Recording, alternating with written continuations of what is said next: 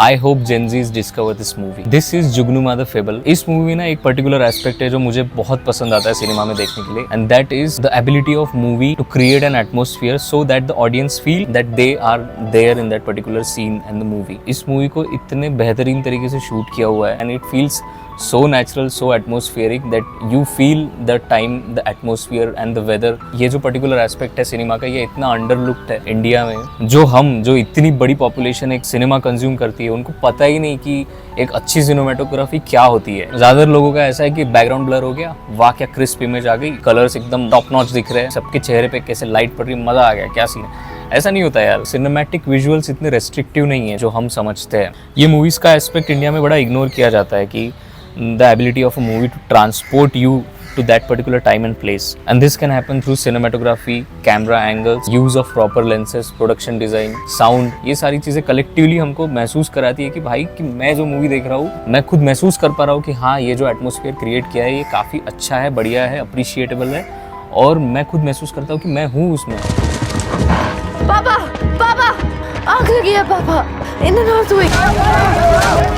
हम लोग कल पता करते हैं जले पेड़ों के बारे में। So Gen Zs, you have a job. Please share this movie to your friends so that they know that this is a good watch.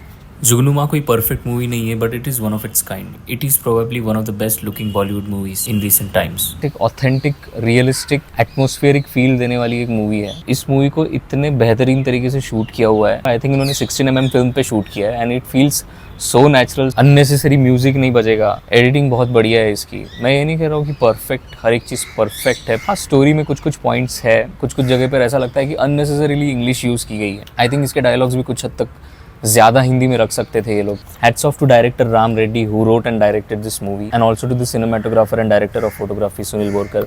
You have done a great job, man. And also to the producers who have put their money on this movie. I won't talk about the story and other summary of the movie. You can check it out. Check the trailer and watch the movie. It's on Amazon Prime. That's why I said कि I hope कि Gen Zs discover this movie. क्यों? क्योंकि एक large population of audience एक certain type of movies consume करके बड़ी हुई है, and they have developed a certain taste.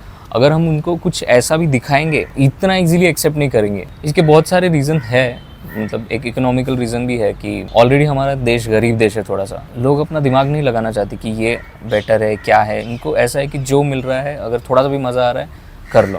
कल रात को फिर आग लगी मोहन।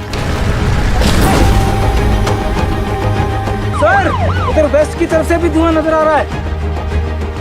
हम आग बुझा रहे हैं कि मजे लेने क्या हम? कोई कुछ बताना चाहता है क्या मुझे गांव में? किसी को कुछ चाहिए क्या मुझसे? फिल्म एक सबसे बड़ा आर्ट फॉर्म है इंडिया में, जिसको इतने लार्ज स्केल पे प्रोड्यूस किया जाता है। एंड स्टिल ऑब्जेक्टिवली अगर हम देखें तो इंडिया में फिल्म्स उतने आर्टिस्टिक नहीं है। मूवीज का स्टैंडर्ड्स देख लो यार, हमारा कहाँ लाया करते हैं हम। Where does Indian movie stands in the global map? अगर हम देखें हम दुनिया में मूवीज और आर्ट के मामले में कहाँ लाया करते हैं, तो तुमको पता चलेगा we are actually nowhere. इतनी बड़ी पॉपुलेशन वाला देश, इतने ज़्यादा पैसे लगाता है जो मूवीज़ में। What is it doing? What kind of movies it is creating? This reflects the mentality of people living in it. Producers क्या करते हैं? वो थोड़ी चाहते कि अपना पैसा डुबाना नहीं चाहते। They have the data कि लोगों को किस तरीके की मूवीज पसंद है। यहाँ की ऑडियंस को उतनी समझ ही नहीं है, to be very honest। Producers के पॉइंट ऑफ व्यू से सोचे तो रीजनेबल भी लगता है क्योंकि ऑडियंस तैयार नहीं है हर एक चीज़ के लिए। तो तैयारी करने के लिए कॉन्स्टेंटली ऑडियंस को एजुकेट करना पड़ेगा कि भाई देखो, इस तरीके की मूवीज भी बनती है, ये भी एक इस तरीके की मूवी है कि तुम जिसको देख सकते हो। इस मूवी का ये पर्टिकुलर एस्पेक्ट तुम एंजॉय कर सकते हो, ना कि कॉन्स्टेंटली उनको फीड किया जा रहा है कि लो फोकट की बिना सर पैर की स्टोरीज, हीरो वर्शिपिंग ले लो, आइटम नंबर्स डाल दिए, नॉनसेंसिकल एक्शन, कुछ कैरेक्टर डेवलपमेंट नहीं, कुछ नहीं। क्या है ये?